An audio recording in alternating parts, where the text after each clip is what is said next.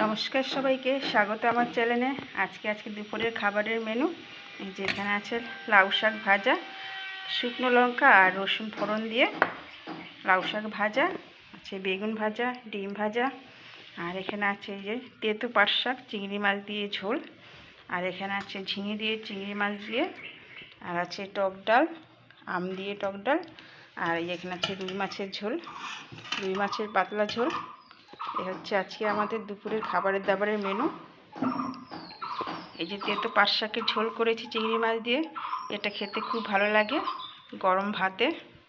আজকে সব কটা মেনুই খুব ভালো হয় খেতে, একদম বাঙালি খাবার, খুব টেস্টি খাবার। আর এই সময় লাউ শাকটা খেতেও খুব ভালো লাগে, লাউ শাকটা ভাজা, আর ঝিঙে তো খেতেই হয় গরমে, আর আম ডাল। সব কটা খাবারই